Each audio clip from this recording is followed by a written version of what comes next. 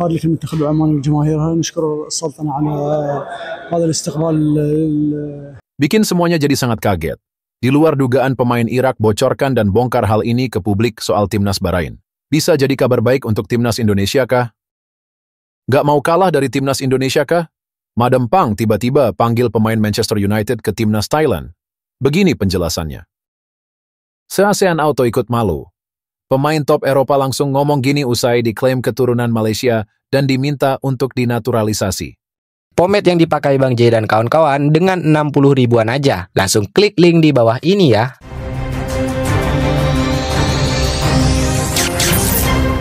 Langsung aja subscribe channel ini dulu, agar kalian tidak ketinggalan berita seputar timnas Indonesia. Bikin semuanya jadi sangat kaget. Di luar dugaan, pemain Irak bocorkan dan bongkar hal ini ke publik soal timnas Bahrain. Bisa jadi kabar baik untuk timnas Indonesia kah? Bintang Irak bongkar kekuatan dari timnas Bahrain.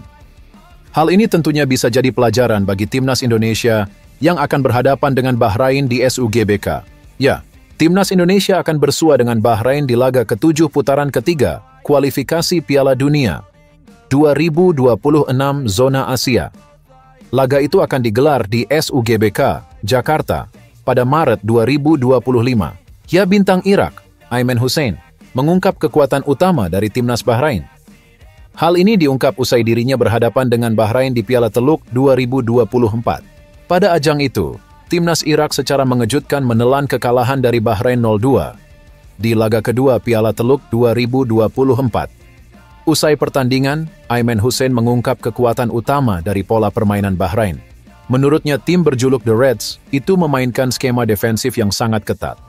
Kami tidak bisa mendapatkan peluang untuk mencetak gol melawan tim nasional Bahrain yang terorganisir dalam pertahanan dan serangan apapun. Kami tidak berada di keuntungan kami dan kami berharap bisa menebusnya di pertandingan berikutnya, ungkap Ayman. Usai pertandingan, Ayman Hussein mengungkap kekuatan utama dari pola permainan Bahrain. Menurutnya, tim berjuluk The Reds itu memainkan skema defensif yang sangat ketat. Kami memberikan semua yang kami miliki di 2 babak melawan tim Bahrain, tapi kami tidak berhasil. Kami mengucapkan selamat kepada tim Bahrain. Yang pantas memenangkan pertandingan adalah menang dan kalah, bukan memenangkan setiap pertandingan, jelas Ayman Hussein. Pernyataan bintang timnas Irak itu bisa menjadi pelajaran berharga bagi timnas Indonesia. Apalagi, skuad Garuda gagal merebut kemenangan dari Bahrain 2-2 pada pertemuan pertama Oktober 2024. Gak mau kalah dari timnas Indonesia kah? Madam Pang tiba-tiba panggil pemain Manchester United ke timnas Thailand. Begini penjelasannya. Presiden Federasi Sepak Bola Thailand, FAT, Nualvan Lamsam, atau Madam Pang mengaku mengontak pemain Manchester United Silva Maxes untuk tampil di Piala Asia U17 2025. Dilansir dari Thairat Sports, Madam Pang disebut telah berkomunikasi dengan Maxes. Pemain 15 tahun ini disebut sudah bersedia membela tim Gajah Perang. Koordinasi dengan pemain sudah selesai.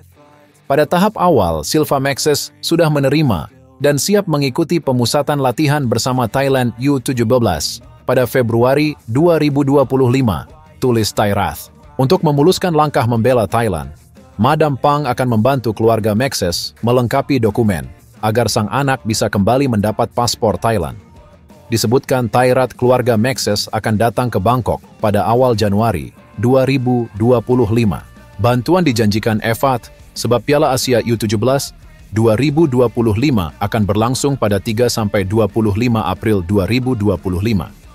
Maxes dinilai bisa membela Thailand karena berdarah Thailand-Wales. Ayah Maxes adalah mantan pemain Nottingham Forest, Robert Earnshaw, dan ibunya dari Thailand. Pada Juni 2024, Maxes yang membela Akademi Ipswich Town dikontrak Akademi Manchester United. Maxes diharapkan bisa menjadi bintang masa depan si Setan Merah. Sebelum mendapatkan Maxes, Man Utd bersaing dengan beberapa klub Liga Inggris. Proposal menggiurkan Manchester United akhirnya yang diterima keluarga Earnshaw. Se-ASEAN Auto ikut malu. Pemain top Eropa langsung ngomong gini usai diklaim keturunan Malaysia dan diminta untuk dinaturalisasi. Seperti diketahui, Kapten Burnley Josh Brownhill sempat dirumorkan bakal menjalani proses naturalisasi Malaysia. Namanya belum lama ini ramai jadi perbincangan hangat supporter Malaysia agar sang pemain mau bermain membela Malaysia. Tak diketahui rumor tersebut bermula dari mana sehingga Joe Brownhill dirayu agar bisa membela Malaysia. Apalagi setelah diketahui sang pemain belum pernah bermain untuk timnas Inggris. Namun, setelah isu itu semakin liar, Josh Brownhill akhirnya buka suara terkait rumor proses naturalisasi tersebut. Sang pemian dengan tegas mengatakan bahwa satu-satunya kewarganegaraannya hanya Inggris. Ia menekankan hal ini dalam unggahan Instagram pribadinya. Dan pernyataan Josh Brownhill itu langsung mendapat banyak sorotan. Saat Malaysia harus merasa karena gagal mendapatkan pemain berkualitas, Ketua Umum PSSI Erick Thohir justru pamer momen salaman dengan beberapa pemain naturalisasi timnas Indonesia. Orang nomor 1 di PSSI itu mengunggah kompilasi video yang memperlihatkan pemain-pemain keturunan Indonesia akhirnya resmi memperkuat tim Merah Putih. Namun, ada juga pemain keturunan Indonesia yang masih diproses naturalisasinya, yakni Ole Romeni, Tim Gaypens, dan Dion Marks. Dalam video tersebut, Erick Thohir memperlihatkan momen bersalaman dengan Tom Hay hingga Ole Romeni. Mereka adalah pemain-pemain keturunan yang diproses naturalisasinya pada tahun 2024 ini. Video tersebut dibuka dengan momen Erick Thohir bersama Tom Hay, Calvin Verdong, Mace Hilgers, Eliano Reinders, Martin Paes, serta ada momen salaman dengan Jens Raven dan Kevin Dix yang sudah membela tim Merah Putih. Erick Thohir juga menunjukkan bahwa saat ini ada 3 pemain yang masih diproses naturalisasinya, yakni Tim Gaypens hingga Ole Romeni. Ketiga pemain ini telah diproses naturalisasinya dan diharapkan tahun 2025 mendatang bisa beraksi dengan skuad Garuda. Pria yang juga menjabat sebagai Menteri BUMN tersebut mengatakan bahwa ini salah satu program manajemen untuk membawa Garuda mendunia. Dengan program yang bagus, manajemen yang transparan, visi untuk membawa Garuda mendunia terus kami wujudkan, kata Erick Thohir, sebagaimana dikutip bolasport.com dari Instagram pribadinya, Minggu, 29/12/2024. Kepercayaan itu hadir untuk berjuang bersama membawa Merah Putih bisa tampil di panggung dunia. Tidak ada yang tidak mungkin kalau kita mau berusaha dan bekerja dengan hati untuk memberikan yang terbaik untuk Indonesia.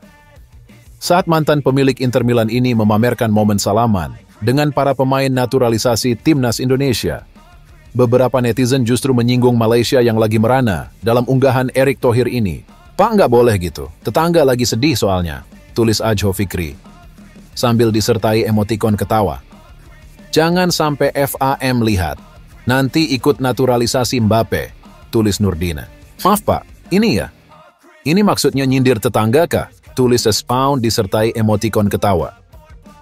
Di sisi lain, nama ex-striker naturalisasi timnas Indonesia Greg Nwokolo mendadak viral di media sosial. Namanya viral usai meminta para pengamat sepak bola tanah air tak asal mengkritik skuad Garuda. Greg Nwokolo menyoroti banyaknya para pengamat yang mendadak gemar mengkritik coach timnas Indonesia, Shin Tae-yong. Pernyataan Greg Nwokolo itu dilontarkannya lewat sebuah podcast bersama Valentino Simanjuntak, mantan komentator kondang tanah air. Kalian harus baik, dukung dan support timnas Indonesia aja, gak usah bacot, nonton, diem, menang, bersyukur. Kalah tetap support, ungkap Greg. Jadi pengamat yang baik dan tidak usah cari kesalahan pemain timnas, kata Greg Nwokolo dalam podcast tersebut. Greg Nwokolo adalah pemain sepak bola profesional Indonesia, kelahiran Nigeria. Ia saat ini bermain untuk klub Liga 1 Arema FC. Greg Nwokolo lahir pada 3 Januari 1986. Striker berusia 38 tahun ini pernah membela timnas Indonesia pada 2013 sampai 2019. Greg memulai karirnya di Asia dengan Tampines Rovers FC setelah 1 tahun di musim panas. 2004 menandatangani kontrak untuk Young Lions. Dia meninggalkan Young Lions pada tahun yang sama untuk pindah ke tim Indonesia Persija Tim Solo FC. Setelah setengah tahun di Indonesia, untuk Persija Tim Solo FC bergabung kembali ke Singapura untuk bergabung pada Januari 2005 dengan klub Top SF FC, Singapore Armed Forces FC.